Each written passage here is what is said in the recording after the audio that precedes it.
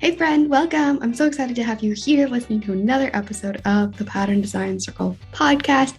Here we talk all about the ins and outs of designing knit and crochet patterns and running a business that makes it all possible. I'm Jessica, your host, knitting pattern designer, design mentor, and the friend in your ear. Can't wait to dive right in.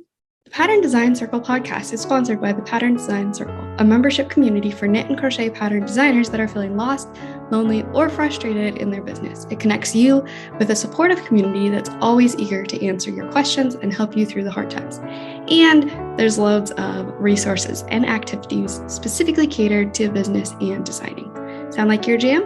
Check it out at snickerdoodleknits.com/design-circle. That's snickerdoodle, like the cookie, knits, knits.com/design-circle. All right, let's get into it. Hello, and welcome back to yet another episode of Pattern Design Circle podcast. As always, I'm so excited to be here chatting with you about all things design business. So this episode is continuing our series on marketing strategies. We have the Marketing 101 podcast episode. And now we're going through several different marketing strategies. This one is about social media.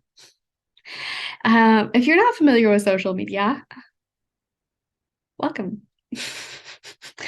Many online creators can have a love-hate relationship with social media. Do remember that with all of these episodes, I am sharing marketing strategy options. I am not telling you at all that you have to do all of these. In fact, please don't. To start with, choose one marketing strategy and possibly two. The reason I say two is if you want to couple email marketing with social media or something like that, that is a wise decision. But the problem with choosing more than one strategy to start with is that it can be overwhelming, and it's important to really focus and get good at one strategy to get good at it. If you're constantly working on all sorts of different strategies, it's more difficult to really become an expert and really good at growing your audience on any one of them. So, yes, this episode is all about social media marketing. So I will say a lot of what I share, I have Instagram in my mind because Instagram is my social media platform. It's the platform that I really utilize. I'll try to keep it as broad and open as I can to apply to all of the social media platforms, because in a lot of ways the strategies are the core basic strategies, which is what we're covering in this series, are the same. There's specific techniques and things like that that obviously are different between platforms. That is why there are different platforms. But I used to love Instagram. I really enjoyed using it as a tool to connect with my audience and build like personal relationships in maybe a less professional setting. The email list I've always perceived as more of a professional space. That is not something that I necessarily want to maintain that conception, but that's how it has been in my head. And so then it's easier to maybe be more like me in social media. And that's completely how I treat those spaces. But anyway, I used to really love Instagram. And last year just my love for it started to fade. So now I have a bit more of the love-hate relationship that a lot of people have. But I still think it is absolutely worth talking. It is still absolutely relevant. And I still show up there. So I don't totally hate it. Some days are easier than others, maybe. So what is social media? Social media is all of the different places where we can connect with people all over, like TikTok, Instagram, Twitter, Facebook, and even the Making app. The Making app is specifically for makers. It is a newer app. It isn't nearly as developed as these other social media platforms that I just mentioned, but I do see some future for it. So I'm really curious to see what all happens with it in the future. But these are really places where we can connect with our audience where they're already hanging out. Now, the key is that you know where they're already hanging out.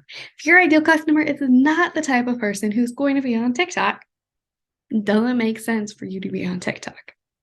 So really think about which platform your ideal customer, your audience, the kind of people you want to work with, where they are hanging out, what social media they are on, and where you want to be. If you absolutely hate TikTok, you're not ever going to show up. You're not going to show up in your best self in the way that you want to show up for your business. So it's just not worth being there. Why do we use social media? It's because our audience is already there.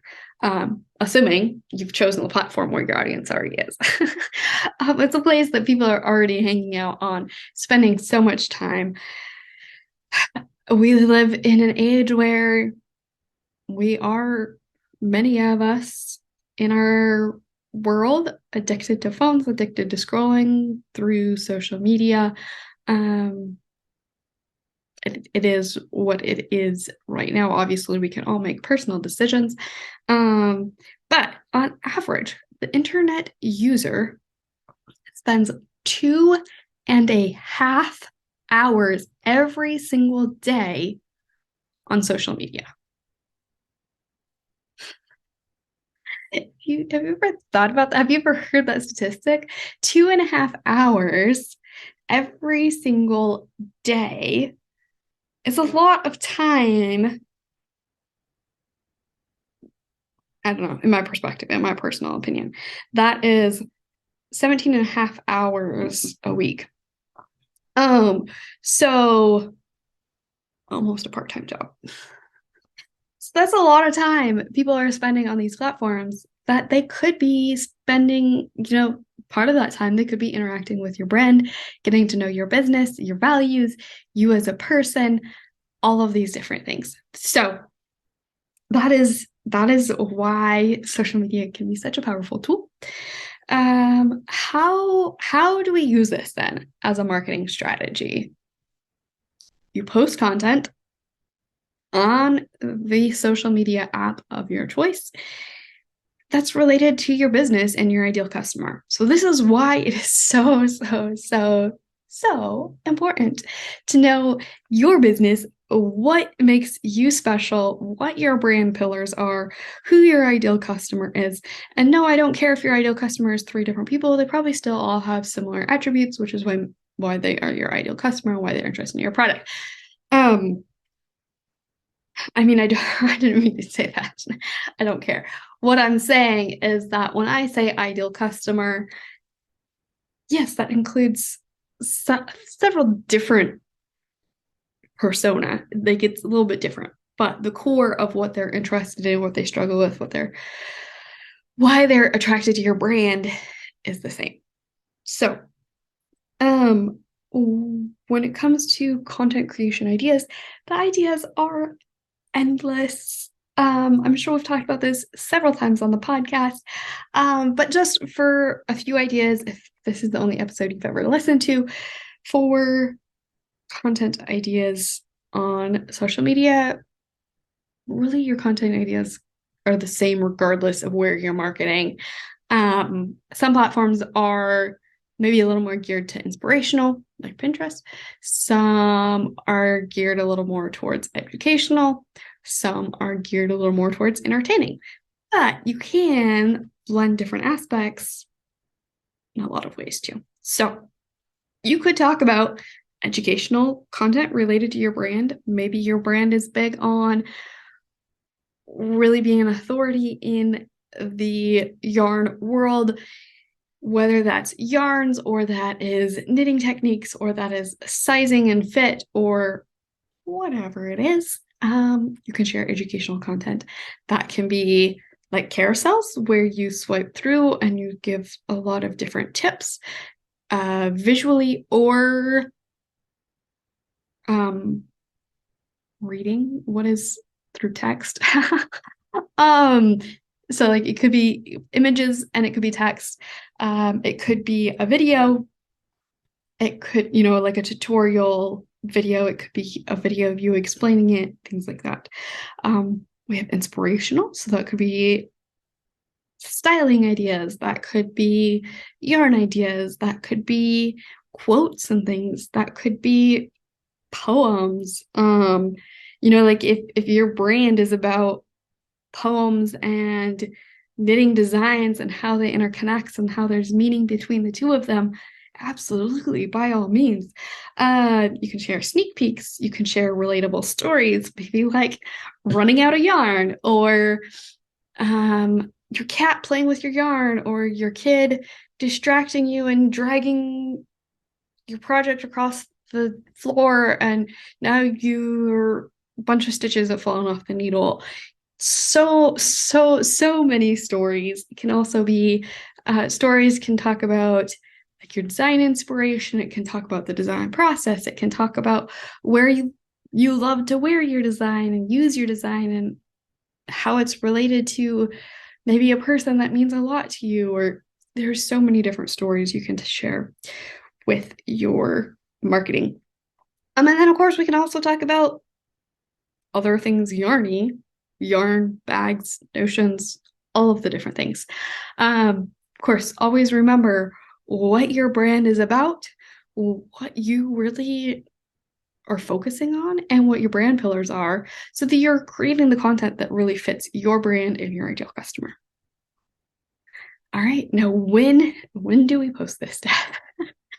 If you are a business on Instagram and maybe a creator, I don't remember all the creator capabilities. So basically on Instagram, you can have a personal account, you can have a creator account, you can have a business account. I know for sure with the business account, you can get access to your analytics. So the longer you're on Instagram, you have to have a certain number of followers before you can start to see analytics. But I think it's maybe 100 or something. But then it will tell you all sorts of information about your audience. It'll tell you gender. I think it only will give male, female. I don't think it shares non-binary information. It will tell you location, countries where people are in the world. It will tell you when people are online, when they're most active on Instagram. And so that can tell you what time of day, what day of the week to post. Now, how often should you post? That is up to you. You have the best idea of what your availability is, how much time you want to dedicate it to your social media marketing. It could be that social media is a marketing strategy for you, but it's kind of the bottom of your marketing strategies. Maybe you have a few different strategies you're working on, and so it's not high priority for you. You know how much time you have, you know how much energy you have, you know how much interest you have in social media marketing, and you know your audience. How much do they actually want to consume? Of course, the more often you post, the more often your people are likely to see your post. There's a lot of I've seen different things, for what's the optimal number of times to post and all these things. The really interesting thing is that like people with massive followings, the optimal number of times to post is like once a week or something. This was probably a year ago that I saw this information, where folks with more quote unquote typical followings is more like once a day. But use a strategy, create a plan that works for you. I do recommend creating a plan because typically folks struggle with consistency, actually showing up if they don't have a plan. So your plan can be that you're going to post every week on Mondays. Your plan can be you're going to post every day at 1:00 p.m. Your plan can be you're going to post every Tuesday and Friday.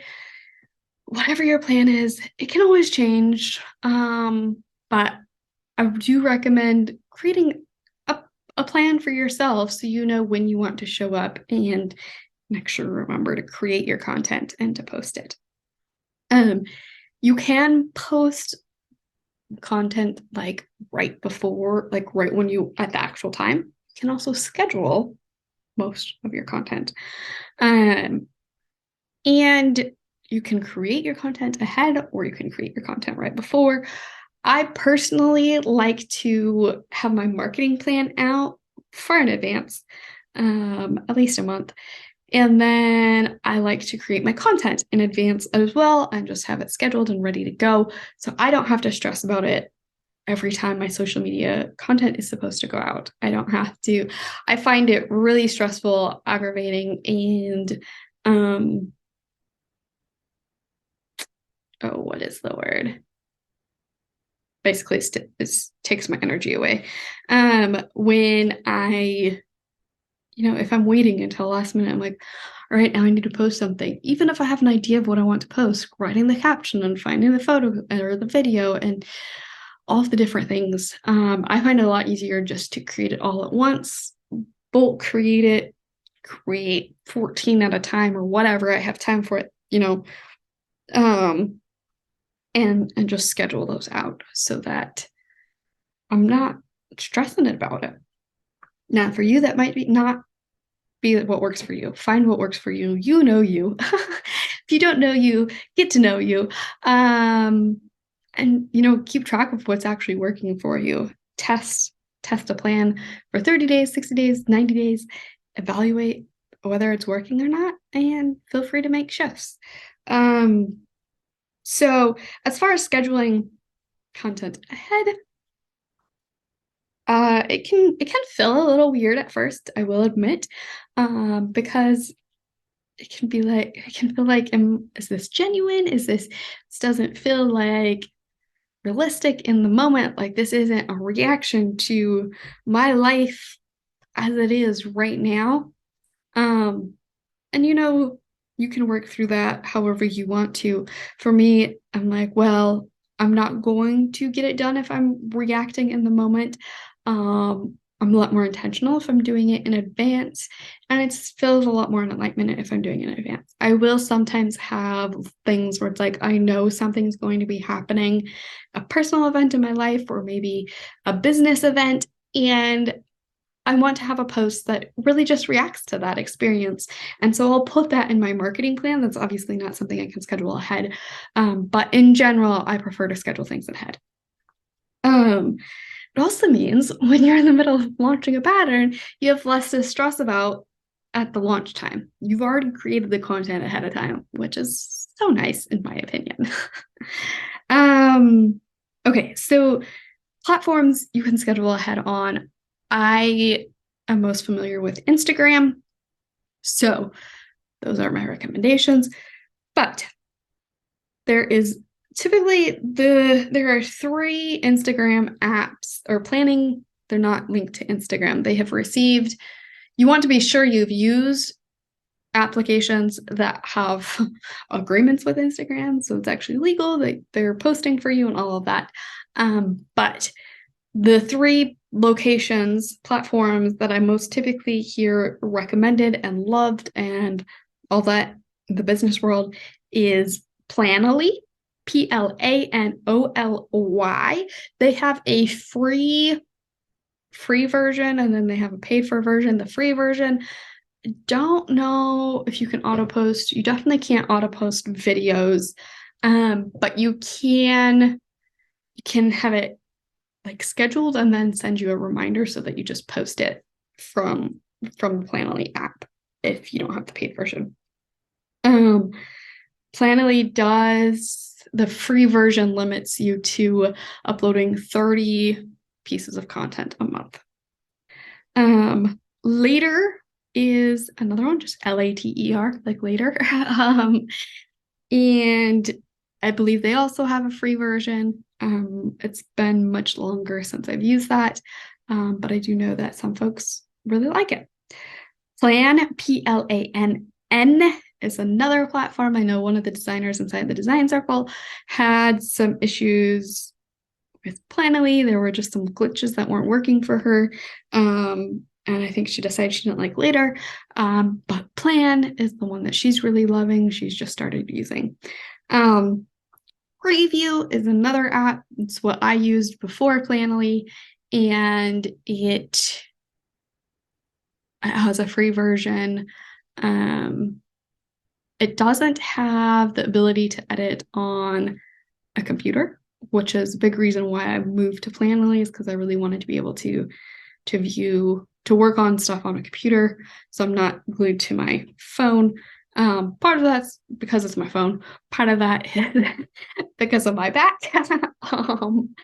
And being hunched over on a phone is not the best for me. It's a lot better ergonomically to be working on a computer. So that's personal preference. Then there's Facebook Meta Suite. Oh, I had said the three that I most typically hear about is Planoly, Later, and Facebook Meta Suite. Now Meta Suite is free. As far as a free program goes, it I think probably allows you to do the most scheduling. You can schedule out videos and things like that. There are always features though when you schedule out reels and posts that you don't have when you schedule it, which is what it is, I guess. Maybe it'll change in the future, but like collaboration posts, you can't tag a collaborator. And adding audio from Instagram, it's impossible. Just different things like that. So that is something to keep in mind when you're talking about scheduling versus posting yourself. Instagram has now started on some accounts, allowed you to do some scheduling. I think it's posts only, and I don't know if you can do it on the computer or just in your phone, but I anticipate that means Instagram will be incorporating more scheduling abilities in the future. And hopefully they will also allow you to do more of the features that the other apps can't do. So far, they haven't, though. And then the last one on my list is Tailwind, Tailwind. And it is actually a scheduler for Pinterest, but they also have Instagram scheduling available.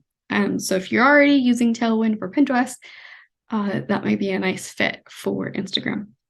The one thing, right now I'm basically occasionally use Planoly to send reminders to post things, but as a scheduler, I typically use Facebook Meta Suite because it's all free. I can post more different additional kinds of content that I can't always post on Planoly. But the thing that I don't like about Facebook Meta Suite is that I can't see my feed view, my grid view of my Instagram. So like the Instagram grid is 3 squares wide. And, to look at it aesthetically and to know how everything's going to line up, so not so easy on Facebook Meta Suite. So, all right. Now, specifically talking about Instagram, but this applies to several of the different marketing options. They don't all have the same things. They don't call them the same thing, but I just wanted to talk about the different types of content that you can create. So Instagram has Reels, which are very hot right now. Hot meaning popular.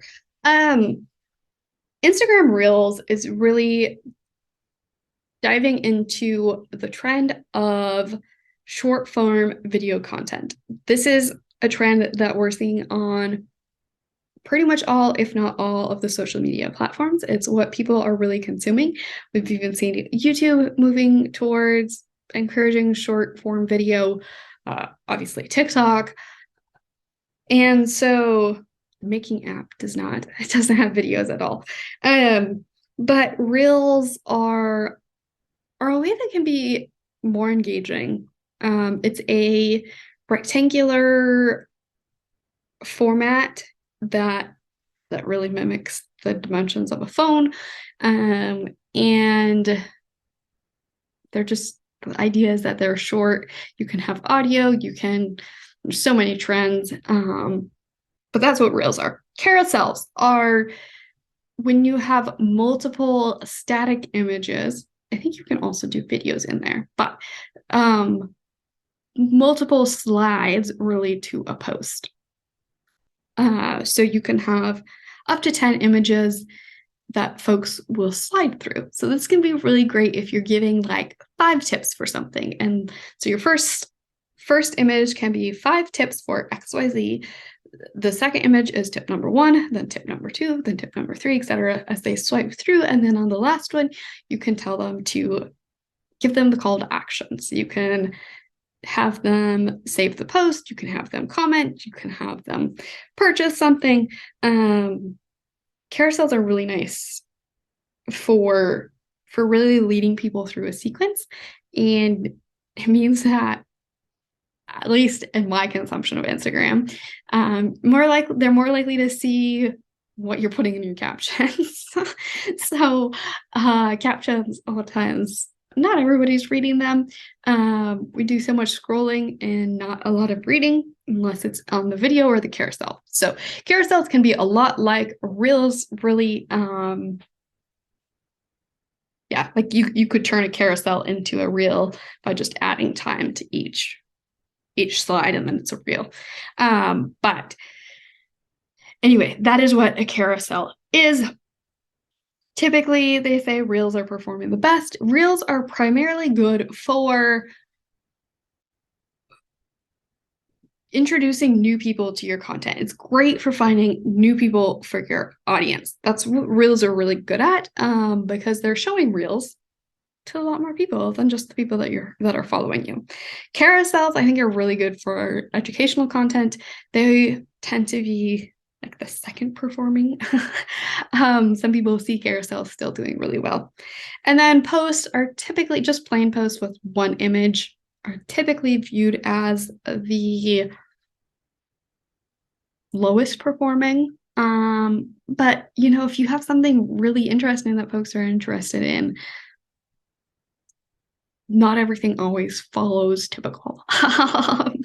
So anyway, a post is basically if you just post one photo. Yeah. So then we also have stories. Stories are only available for 24 hours.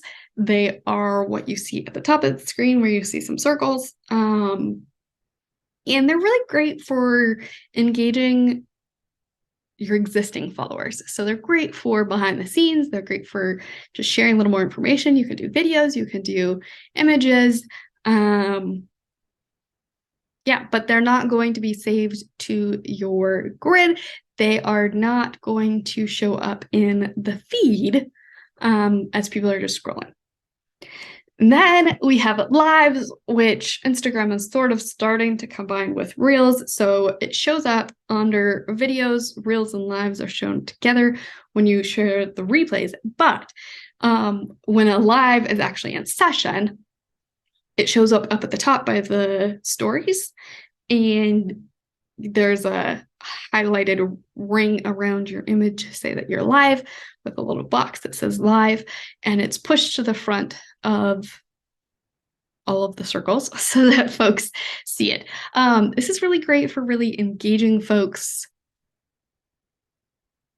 in a more kind of personal level, and that folks can interact as you're talking in the comments, and you're really speaking to them. You can also then share replay on your grid and in the video section. So I feel like I'm just diving too deep into this for this conversation, but lives and reels, you can choose whether it shows on your grid or not. You can have them post to the video section without them showing up on your grid. And when I talk about your grid, I'm just talking about what folks see when they go to your profile, as they see that whole 3 wide image grid. That's the grid. The feed is what folks see when they're just in Instagram browsing all of the different things. So, yeah, so there's, a lot of these are options on a lot of different platforms. That is Instagram lingo, specifically pros and cons, all of that. Now let's talk about a few different parts of your Instagram account. Your bio is when they go to your profile, you can have a couple of lines about your business. This is your introduction. This is kind of like your elevator pitch of social media. This is where you share what you're about and why they should follow you and give them a call to action. So you can, you tell them what's unique about you. And then you can tell them to purchase a pattern. You can tell them to get your freebie on your email list. And then you have a link that you can link there. So this is what is often what we call the link in bio, which is just the link that is located in your bio. And you can only have one link on Instagram. So that link can be to your website. It can be to a specific pattern. It can be to a YouTube video. It can be whatever you want it to be. If you want to have the option to have several different links within that link, there's a lot of different services. So, for example, if you ever go to my profile on Instagram, there's a link that then pops up with several different options. So, like for Pattern Design Circle, there is a freebie, there is Pattern Design Circle, there is like join Pattern Design Circle, there's sign up for coaching, just these different options. And so that allows folks to have a menu of items to choose from.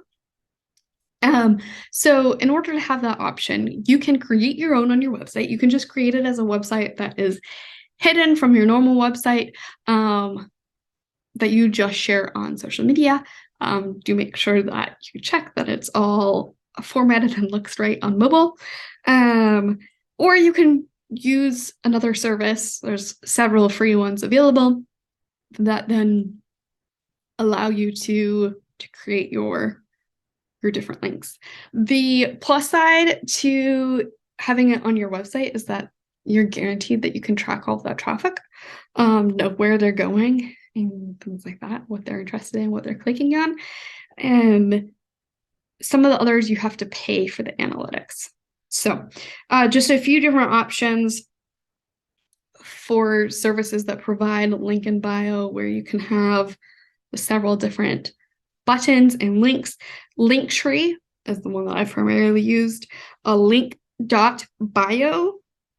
Later. So Later is a planning scheduler for Instagram, but it also has the link in bio option. I think Planoly might also now have a link in bio option. And then there's linkin.bio. So those are just some different options that you may want to look at. And then your grid in general, I just wanted to talk a little bit about, because that is really maybe your second impression. I was going to say your first impression, but your bio is kind of your first impression on your profile, and then your photos.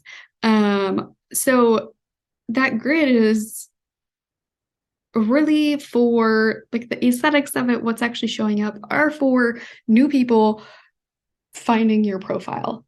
It gives them an introduction to your brand, who you are, what you create.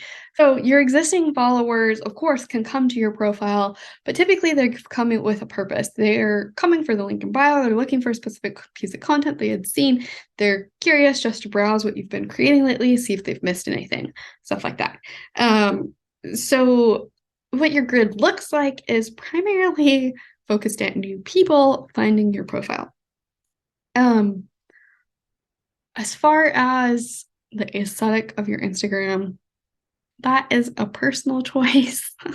I think most of us, we like looking at a nice, pretty profile, but it can also instill perfectionism, comparisonitis, and it's not, I don't think it's necessary. It can be helpful, I think, for new folks, but this is also where knowing your ideal customer is important. How much does aesthetics mean to them? How much does a pretty grid mean? How much does um really the brand feel mean to them?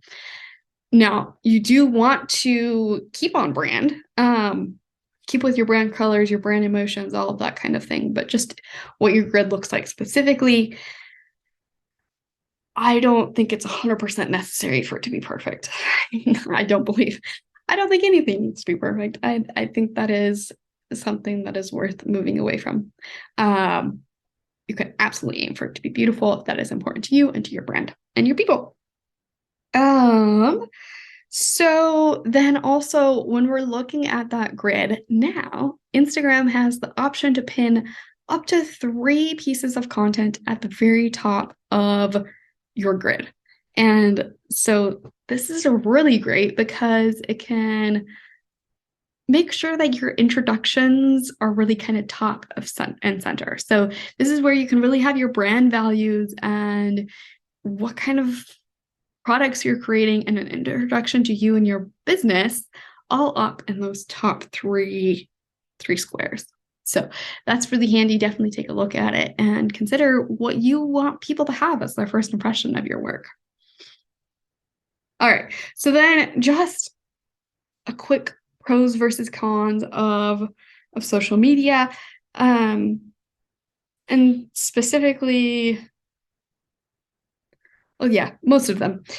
They can really allow your branding to shine through. It's really clear when somebody goes to your profile what your brand is about, what you're creating, and if it's a good fit for them. When you sign up for an email list, that isn't always obvious. It's social media, very visual. You're able to see the brand colors. You can see person's face, all of those different kinds of things quite easily. In general, social media is easy to consume, lots of content at a time. So if somebody's just come across you, it's easy for them to binge watch 12 videos if they want to swipe through 30 of your photos just to see what you're creating. I think it does give a really nice overview of what your business is and what you're creating. It's also can be really easy to make it personal. And people are already there. People are already spending time there. So, cons of social media marketing are the algorithms, of course. In case, I guess, just want to be clear, there's algorithms all over our world, our internet world, our digital world. A lot of people specifically know about the social media algorithms because it affects the content we see. But obviously, like, I shouldn't say obviously, places like Google are using it all the time. That's how they sort what you see and what order you see searches. So the algorithm means that a lot of times, most of the people, if not all of the people, that are following you don't see your content. So just because somebody's following you doesn't mean they're seeing your content.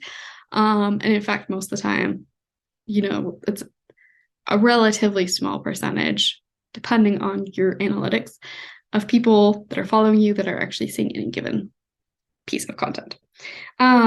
Social media, it is visual, and you can have text, you can have audio, you can have images, you can have videos. I think it really does cater to a lot of senses well, but this means it can be really time consuming to create the content because you're creating audio, you're creating visuals, you're creating text, you're writing captions, you're all these different things, editing videos. And then another con to social media is that you do not own your social media followers, you do not own the social media platform. Social media can be shut down at any point in time. This isn't meant to be a fear thing, like get off social media, but it is important to keep in mind. I've seen at least several different content creators who just lost everything that they've worked for suddenly with they had no expectation that it was coming. And if your business is dependent on that, can be scary. So that is where coupling social media marketing with something like email marketing can be really helpful, because then you already are funneling a lot of your subscribers to your email list where you can contact them if something were to happen to social media. So that is social media marketing in a nutshell, just touching the surface of what it is, why you might be interested in it, a few different strategies and platforms to use. So I hope you found this helpful. If you have any questions at all, feel free to reach out to me at Pattern Design Circle. Always happy on Instagram. Always happy to keep chatting the conversations, answering questions you have. So I look forward to chatting with you very soon. Wow, thanks so much for listening to this episode. If you found it valuable, please share the podcast with a designer friend. And if you have a minute, leave a review. It's so helpful for me and means the world to me. Chat soon.